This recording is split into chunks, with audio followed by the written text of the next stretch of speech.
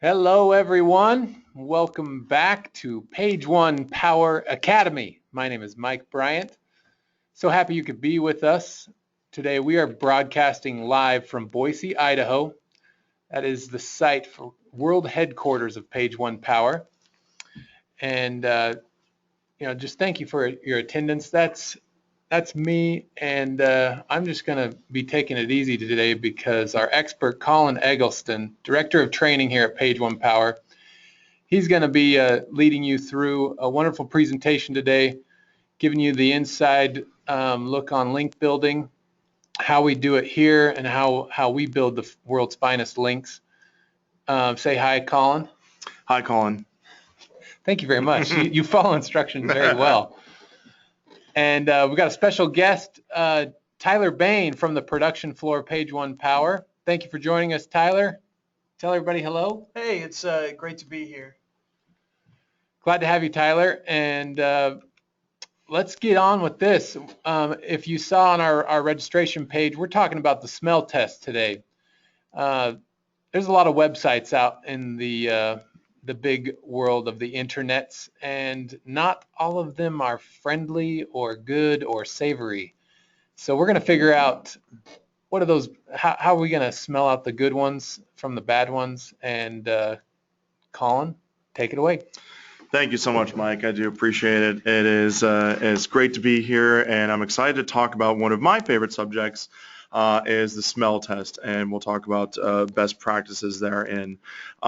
So the kind of understanding the smell test is a really good window into link building itself and into the art of optimizing your website, optimizing your footprint across the internet.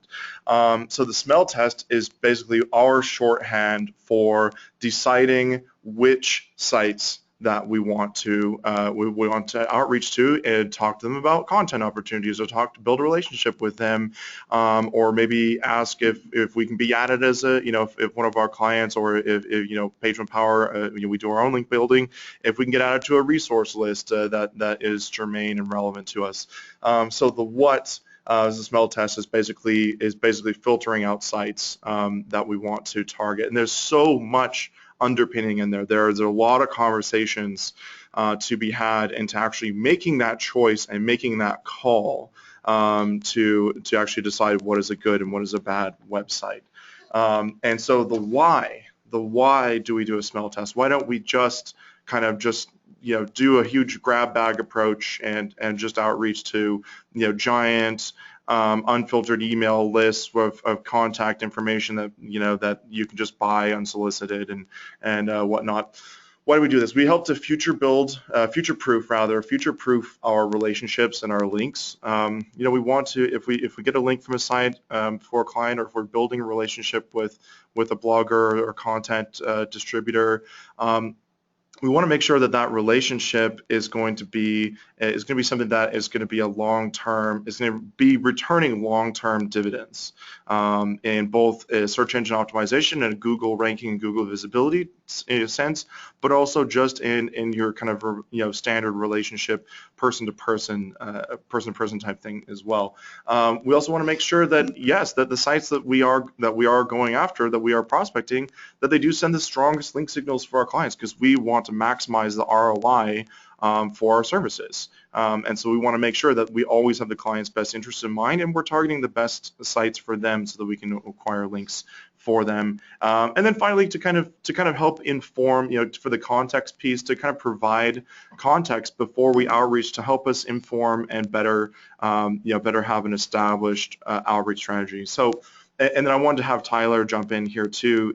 So Tyler's a project manager on the floor. He's been with the company a long time, almost 3 years now? Mm-hmm. Yeah. And almost since the beginning. And Tyler, can you add some insight into why do we do the smell test, and maybe what are some factors in there?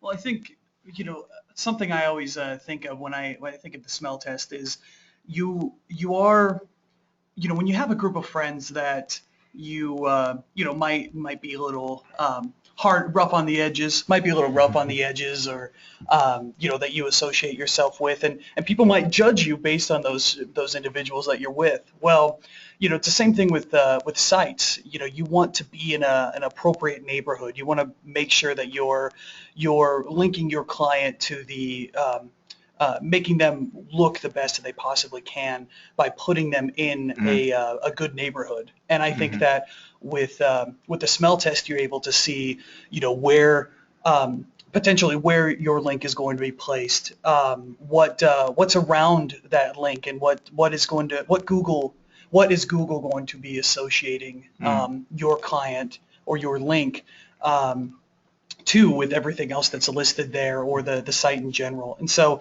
I mean, it's one of the first things that I teach any of our new hires when they hit the floor is, you have to be able to know what is a quote unquote good site and bad site. And I think that it is really important.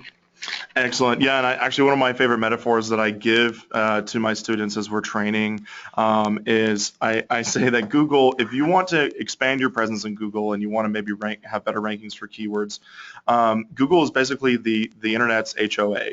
Right, they're the homeowner association, and so your website has to be up to par. Don't leave your trash cans out after trash day, more than 24 hours, or you'll get a nasty note or something like that. Don't have car parts on your lawn and broken windows. Same thing with Google on your website and with your backlinks as well. So we take that very seriously, and we want to make sure that the links that we're acquiring are from sites that have the best opportunity to be positive in the eyes of Google, and that's very important. So you want to have good neighbors. Yeah, absolutely. We want to have good neighbors. We want to get our clients on sites that have good neighbors and they want to be in good standing with the HOA, right?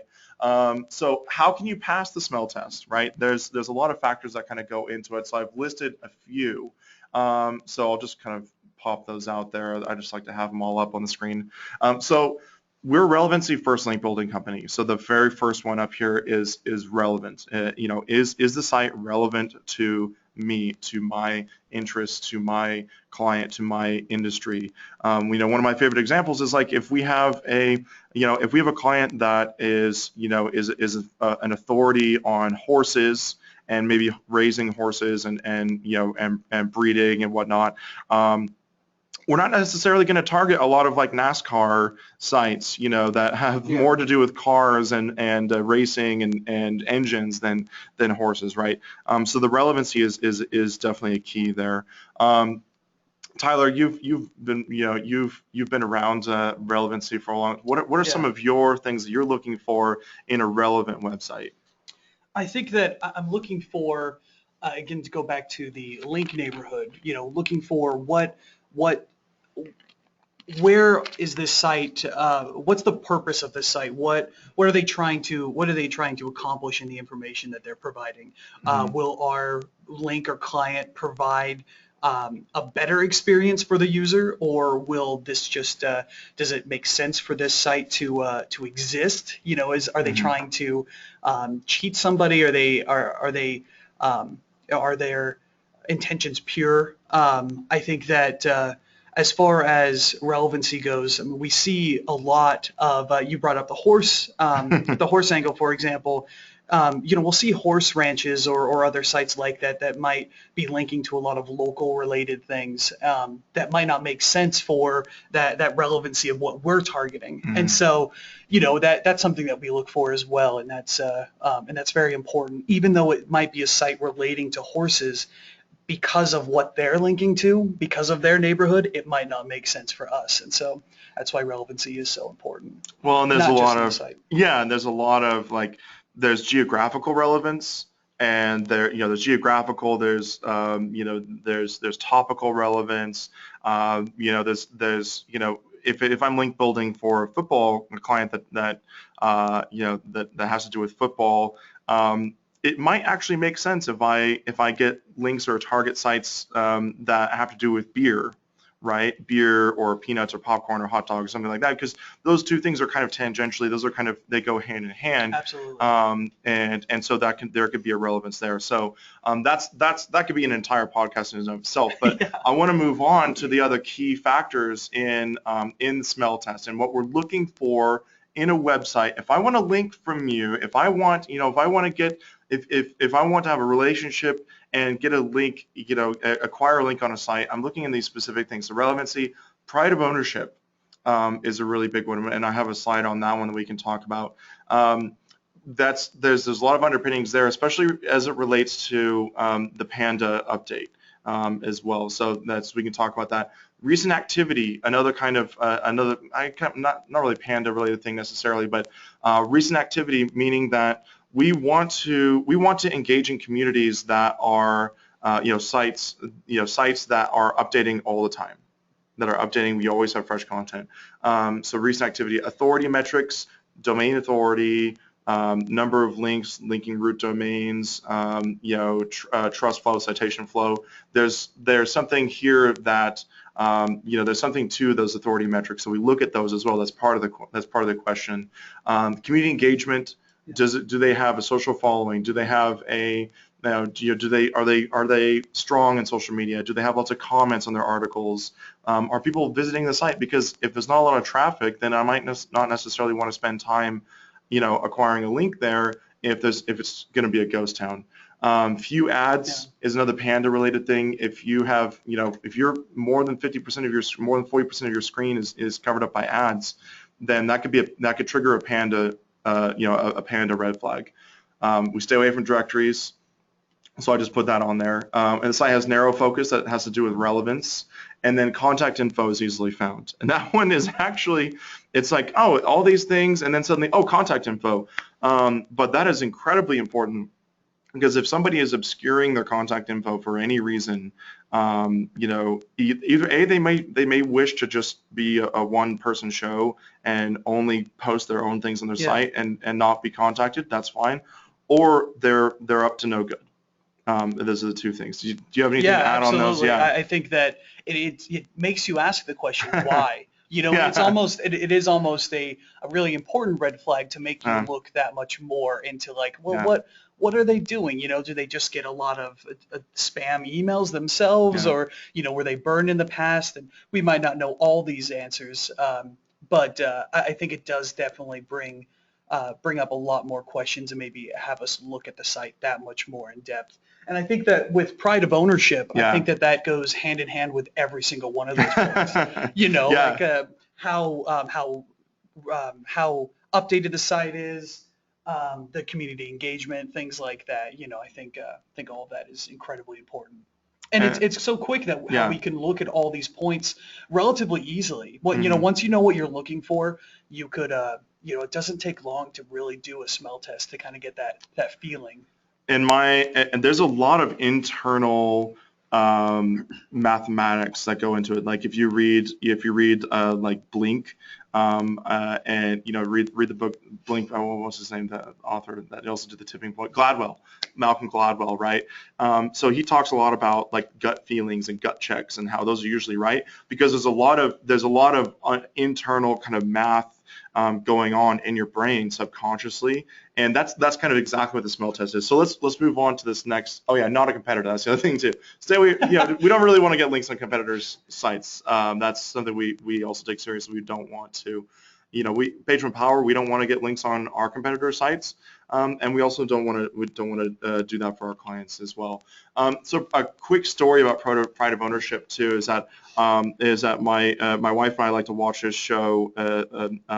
It's the auction, or where they bid on the Storage Wars, right? Yeah. Storage Wars. There's a lot of them, so I'm like Auction Kings. I can't remember. It's Storage Wars. So the Dave Hester guy, and the show may or may not be 100% real or whatnot, but he has a great point where he says the reason I am so successful at making money in this business is that he looks for one thing. He looks for pride of ownership. And he says it just like that. He says pride of ownership. And he says, and I have it up here, but he says, if things are neatly packed and there's dishes in boxes and everything's labeled and everything is covered in dust shields and all that, there's probably going to be wealth. There's probably going to be some money there. If, as opposed to a locker that has just trash strewn on the ground and things are kind of tipped over and there's no pride of ownership, there's not a lot of wealth there. And that correlates so well with looking for sites. I don't know if you had anything to. Yeah, absolutely. Yeah. Yeah, I haven't seen that show myself, but yeah, I think that is incredibly important, and I think that it is very very apparent. Sometimes I think that I have to tell my employees that, hey, we have to. You might get this gut feeling, but we still do have to justify it. And so I think sometimes it's such a gut feeling sometimes that I feel like we have to take a step back and be like, okay, why? Why am I feeling this way? Show your work. You might know the answer, but you got to show your work, kind of thing. That's exactly right. And then some specific bullet points when I say, when we say pride of ownership, we're looking at, customization on their website, non-standard themes, adding to the standard templates. No or very few broken links on the site, especially on the home page. If I click on something that's an important link to an important category, like an internal link, and it's broken, that's a huge red flag to me. And then also just looking at broken windows in general, like, is the URL different than the actual title or the brand of the website? If the URL and the brand aren't the same, that's scary to me. That's a really big red flag. And I have some examples of that too. Fresh content is very important because basically, if I spend some time, I outreach to a site that hasn't been updated in 6 months, and they add my link to their resource list, and then that's the only thing that's changed in the last 6 months on that site, my link might not even be indexed by Google for another 6 months or so, or another few months, or 3 or 4 or 5 months down the road. Yeah. And so it's not really going to send any equity necessarily to me or to my client or anything like that. I don't know. What's your experience with fresh content? Yeah, I think just like the slideshows, there's the 2-month rule. Yeah. I don't necessarily have. I can think of multiple reasons why that makes sense, but I feel like 2 months is 60 days is a long time to not be saying anything. Yeah. It's essentially Yeah. how I look at it. How can you engage with your audience if there's nothing going on for that amount of time? And I think that is, the pride of ownership and this, is it fresh, I think, are two of the first things. And I think that they're the most easily noticeable. They're right telling. off the They're bat. very telling. Yeah. And again, I think that when you have a site that might not have clear dates on it, might be a pretty big, well, not might, it's most likely a big, big red flag. Yeah. On, again, why might they be holding that out or not putting that on Front Street or, so, yeah. Oh, absolutely. And that's something that's my eye goes to the dates. I'm looking for a site that I maybe want to interact with. My eye goes to the dates, and I look at when was their last published content. Social presence. This is kind of a quick one. Is just a real quick. I recommend every time that you want to you're looking at a site to build a relationship with.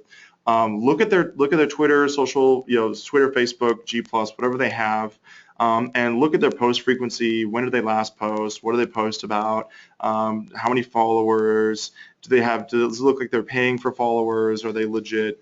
And that's just a real quick check. And if they have gone dark on their social, then they may have gone dark on their email. So if I take time out of my day to email them, it's just going into a black hole. Yeah.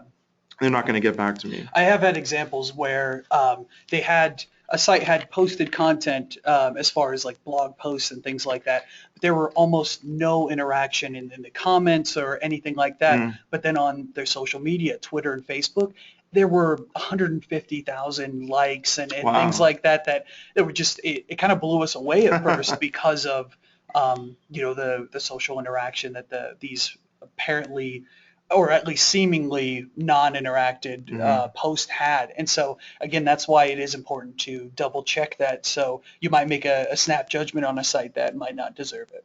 Yeah, you don't want to pass up that opportunity as well. Looking at spammy, this is kind of a no-brainer, but I have some examples of these spammy practices actually. Any site that you see evidence of cloaking, keyword stuffing, stolen or scraped content, or spun content, and rather than kind of tell you, I can show you exactly what I mean. So I have these examples that I've taken from Google Webmaster Tools, from their section on Google's website, where they actually have a banner that goes through and like a ticker type thing where it goes shows the recently penalized sites. So that's where I got all of these. These are recently actually penalized by Google, and they tell you why. So let's look at this first one. So this is kitchenthings.info. And if you own any of these sites, I don't want to, I apologize, but also consider making different websites. It's public knowledge. Right. So this is kitchenthings.info. Now, one thing I want everybody to look at is the name in the URL is different than the name of the brand. Kitchen Things with 2 S's. So that's a huge red flag right off the bat. Looking at the URL. Do we see pride of ownership here? Do I see anything that? Do I see fresh content? I can't even tell. I can't even tell. Yeah. I can't even tell. This, if we just look at this first paragraph here, this is highly suspect of spun content, especially the second. I believe the second sentence there. It's just painful to read, and it looks like it was just run through a computer, a little algorithm that just kind of spun it and spit it out. Yeah. Let's try to contact them. Let's click on the contact info. Oh, it just refreshes the homepage. Okay, so that's obviously purposely obscured. Privacy policy, nope. Okay. Refreshes the homepage. Links, nope, just refreshes the homepage. Now if I click on the homepage button, oh, it's broken. So Wow. this site is probably a 100 out of 100 of exactly doing it wrong. As of all the things. We have broken links, we have mismatched branding, we have no contact info, we have spun content, we have poor pride of ownership, we have no fresh content. Anything else? What else is going on here? Well, can you click on one of the? Oh, these are great. Yes, absolutely. Let's look at some fondue forks. So this is good. Again, so basically the point of this site is kind of an eBay doorway page to get to these products, so you can then click on these products and shop on eBay. Is kind of the point of this site. And if you look at this here, so look at this first line here. If I go look at the fondue forks and then I go to walk-in coolers, the first line changes, the words change, but they're all synonyms of each other. Oh, wow. So that's a huge indicator of spun content. So this is one. This is definitely kind of this is like a worst case example. So I want to look at another one. This one talks about pride of ownership specifically. So this is a site, and this one is, it's been around for a long time, and I think the DA is actually kind of high on this one, but the pride of ownership just isn't there. It's just not there. Obviously hasn't been updated since about 1997. Yeah, cool links. Cool links. That's amazing.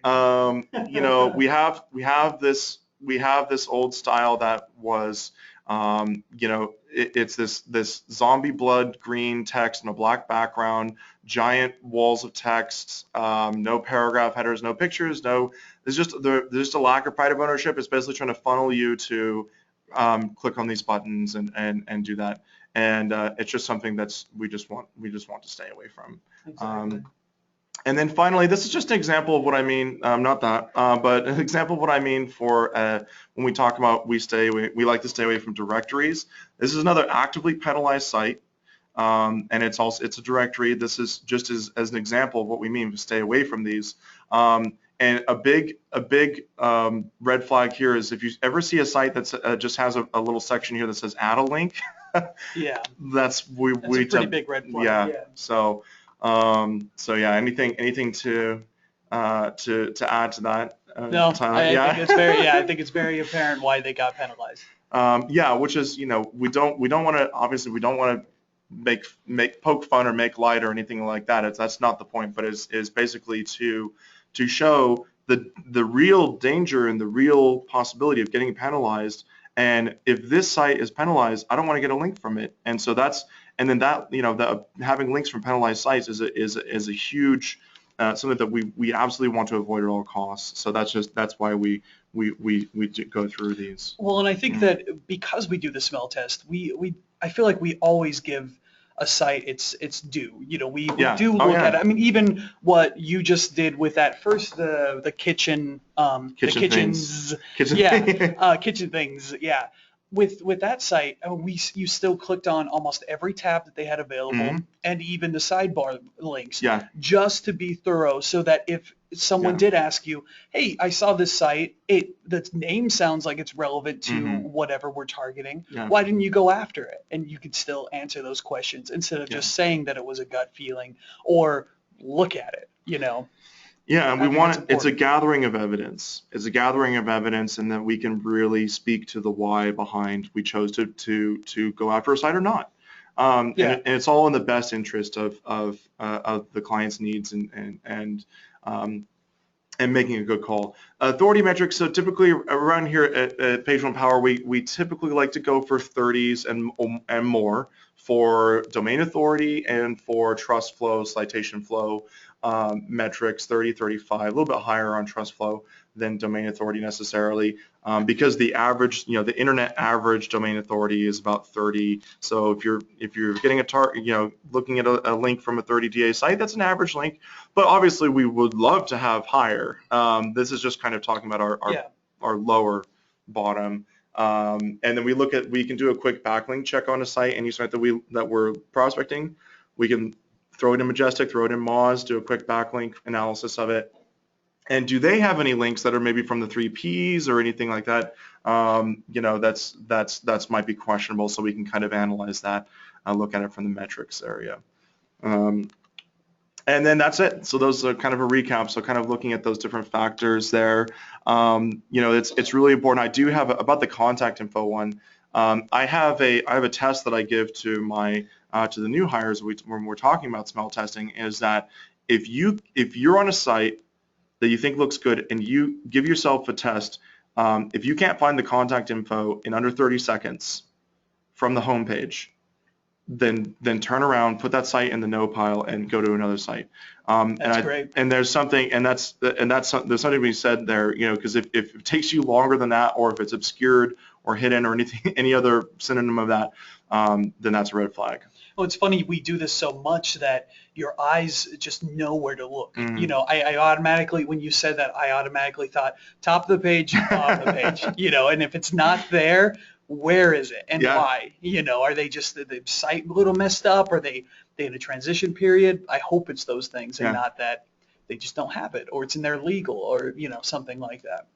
And actually, a quick, kind of like what Tyler was saying, is that a quick pro tip: if someone doesn't have a contact page, you might still be able to find contact info in their privacy policy page. That you can find good contact info in there. So just a quick heads up on that, a good bonus tip. Yeah. And that one's free. Bonus tip, there you go.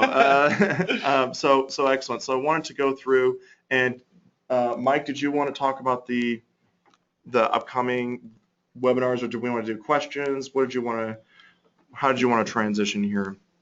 Well, I think this is a great time to submit your question. Go to your control panel and open up the question tab and submit that directly to us, and we can get to that here shortly. Before we do, I want to send out a question to the audience and just find out what you'd like to learn about. And so we've got a couple topics here. We just want to gauge your interest levels. So we've got content creation, measuring long-term link value, keyword selection, on-site SEO, anchor text value, just trying to break it down into a couple different specifics, but really get a feel for what you're most interested in learning about. And so that way we can schedule out our topics throughout the rest of this year and then see what 2016 will bring. But looks like we've got some good participation so far. We'll wait just a little bit longer. We want at least half of you to participate in the poll. So go ahead and put in your answers. We'll give it a 5 count, 4, 3, 2, and 1. Wow, almost all even. That's there we go. Very balanced. That's good. So we'll just do everything. Sure, that's what it sounds like. And so, like I said, get some questions submitted in. If you're looking at sites to link to, let us know what you're thinking about, what challenges you're having. We've got a lot of questions popping in here. So let's see what's first. And just so you know, there is going to be a recording of this webinar. We have a resource library on pageonepower.com, and you'll just go to resource library. You'll see the webinar tab. All of our past webinars are there. We'll get this one posted later today. And we also have it on our YouTube channel, Page One Power. And let's go to this question from Shannon. And she asked, why do you stay away from directories? Good, straightforward question. Thanks, Shannon. Yeah, absolutely. There's a couple underpinnings to that. So I inform our new link builders, in the training, that we want to just stay away from them across the board. But not necessarily all directories are bad. Like if you go to DMOZ, is a great directory, right? And there might be a couple directories that, maybe local directories. Like I've seen one of, a really good link that I've seen for a client was like a directory. It was like a local construction company directory that it was like the San Diego.gov site that was hosted on San Diego.gov, and it was a directory. It was absolutely a directory, but it was a directory of local resources and local businesses and their links to their websites. So I tend to just across the board say no directories, but there can be some very advantageous ones. But 90% of the time, if you encounter a directory in the wild, it's going to be bad. It's going to be a spam one. It's going to be not in our interest. So Tyler? Well, and I think that to further Colin's point, just like we had on a previous slide talking about relevancy, I think that that is really what we're looking for. So there might be directories that are okay, but they still go through the same smell test. Are they specific? Or is there pride in their ownership or their creation? And are they relevant, or are they just will take anybody and do whatever? It doesn't really matter. That's what we still really do look for. But as a general rule, it is easier to just kind of put that blanket over directories than as just a general rule of thumb. Awesome. I see here from Jamie, and actually we have a couple questions here about what are the 3 Ps. I should have answered that before. The 3 Ps stands for pornography, pills, and poker. So basically, the 3 categories that you absolutely, positively must stay away from is anything having to do with pornography, anything having to do with pills, aka like online pharmacy, black market, gray market pharmacy, Canadian pills, things like that. And then poker, meaning gambling, online gambling, money, Bitcoin gambling, things like that. We want to stay away from those because it's just, just without fail, if you have association with those types of sites, you're going to have a bad time. Yeah, absolutely. Good. Let's say some good ones. So, okay.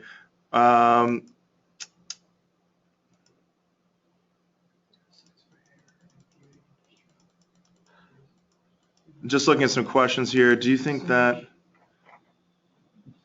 Oh, yeah. Okay, so that's an interesting question. So from Peter asks, do you think that active link building with toxic assets can harm competitors? Like using Fiverr gigs for $5, and I actually use that. Actually, in my training, I use a Fiverr example of where you can get, I believe it's like 8,000 backlinks for $5. So if I'm sending these 8,000 Fiverr links to my competitors and saying, hey, build these black hat links to my competitors, and I, basically I'm only out the door $5. That used to work really well. That used to be something that you could definitely do. I absolutely do not recommend it. It's something that is just it's just dirty pool, and it's just bad form in a sense. Sending negative links to a competitor is not something that we definitely do not espouse. Also, the thing is that, and we've had that happen to us actually. We've had people target us with negative links, and anyone that gets targeted in this way will just have to take some time, categorize the links, and then send a disavow list to Google, and kind of correspond with Google through the webmaster channel, and then then there's no effect basically. So it's dipping your toe in, it's crossing a line that you not necessarily don't want to do, and it's just something that's not really going to help you in the long run. But it used to work really well for sure. I wanted to answer. Biff Baggins asks, Google penalized sites, how do you check? The quickest way that I found to check is checking using SEMrush, or checking the site's traffic and seeing if there was a large dip around the same time that a big update came out, or just a big dip in general. So for example, if a site had 1,000 views per month, and then that went down to 200 all of a sudden, that could be a good indicator that Google has penalized that site. Would you agree? Yeah, that's one way.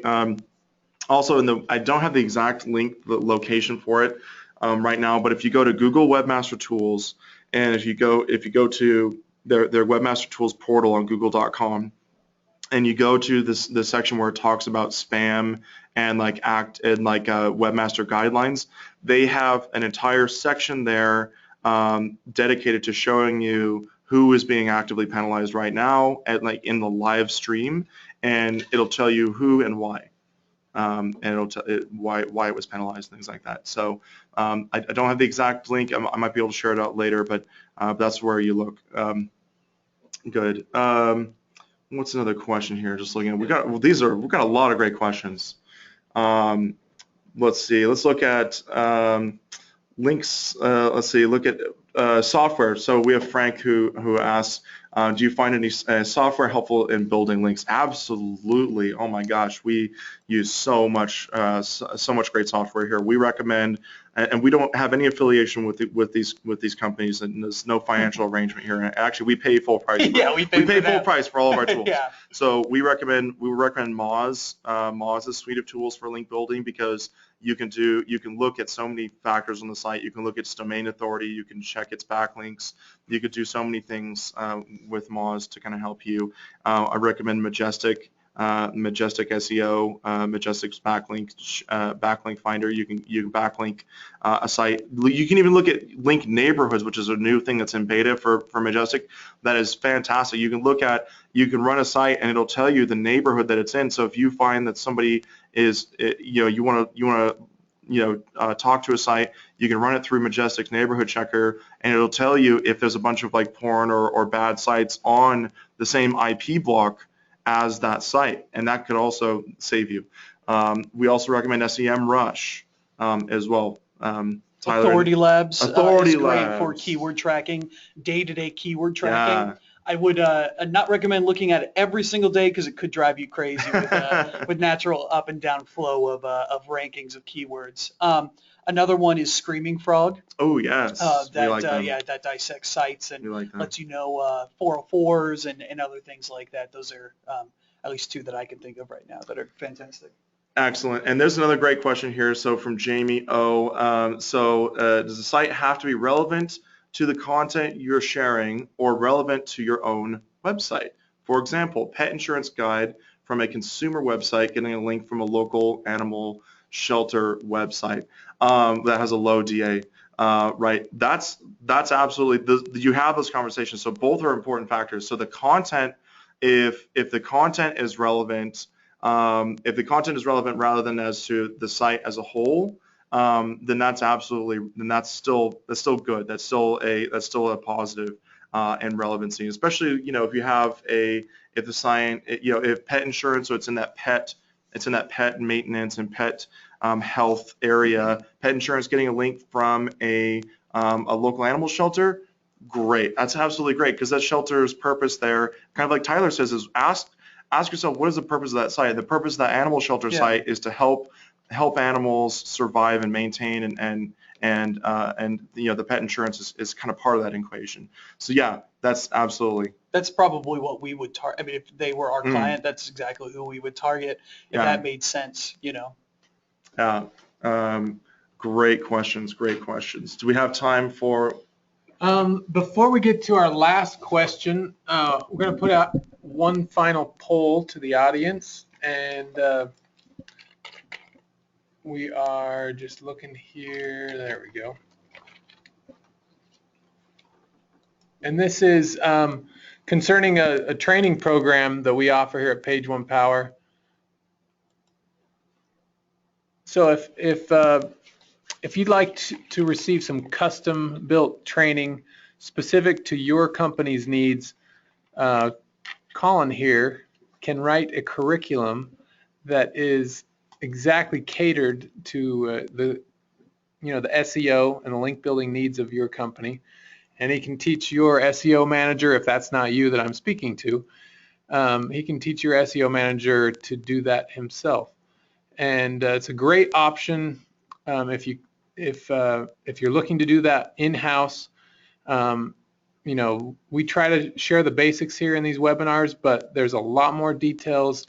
There's a lot more steps and how to use the tools and how to do the research that is involved in this training program. So just going to let that run just a little bit more, and then we'll close that poll and get to our final question. All righty. So Okay. Frank gets our final question of the day. Okay, so look at the question here. So Frank asks, quality backlinks from news sites. Okay, or keep away. Oh, okay, I see now. Yeah, so quality links from news sites. So meaning that it probably has a 0 or a 1 domain authority, very low metric. I say absolutely go for that, as long as they pass the smell test on other factors, especially relevance, especially especially the non-spammy tactics, all that. That's a given. But I look at it as kind of an investment. Is like if someone's just starting out on their blog, it's probably a new website, a new blog, or new resource list. I'm going to have a 1 domain authority and a 1 page authority today, but 5 or 6 months, 2 years, 3 years down the road, it could be in the 50s and 60s, if they play their cards right. So totally, exactly. Yeah, and I think everyone has to start somewhere, and that's why we still, we use those detective skills to understand why we're going after this site, even if, we might have to justify it to the client because they might see those metrics and think that that's not a valuable website to go for. But as long, again, as we've done our homework and we can justify it, then it should be fine. Yeah, and Tyler hits on something very important, because we're responsible for the links that we build, and we take pride in them. And so if our client says, hey Colin, what I see you have some links here. Hey, it looks like we have one from a DA2 site. Can you kind of tell me what's going on there? And that's when we have that conversation, because obviously that's not our goal. Is to go out for all DA2s and then just and go on, but we look at it as an investment, and we do it very consciously. Yeah, absolutely. So excellent. Well, thank you so much, everybody, for your time today. It's been a pleasure, and thank you so much, Tyler. Thank you for joining us. I really appreciate it, and it's been fun. And it's just this is something that we're really passionate about, and so we're always happy to share. So, and thanks Mike as well for hosting us. Yeah, thank you. Yeah, as we say about this time here in Boise, Idaho, it is time for lunch. But coming up here in the end of the month, if you're going to be going to the SMX East Conference in New York City, stop by booth number 440. That's where you can talk to our SEO specialists about link building, about your SEO needs and the solutions that we can provide. We're also going to be down at PubCon in Las Vegas in October, the very next week. I believe that booth number is 401, but I will have that updated on the website by the end of the day. Speaking of our website, we want you to take advantage of the resources that we have on there. There's a full library of link building resources for you to study, learn, answer questions. And let's take a look at that real quick. There's our calendar, what's coming up next. And we've got another webinar starting the beginning of October. But with this library, we've also got past webinar broadcasts. So if you want to listen in on Colin's previous 2 webinars to catch up with where we left off with today, I would highly advise that. You can also find these on our YouTube channel, but the resource library here on pageonepower.com is just a great centralized location. Head on over to the blog and really get in depth at Linkarati. But once again, thank you for joining us. We appreciate very much, and you guys have a good day. Thanks again. Thank you.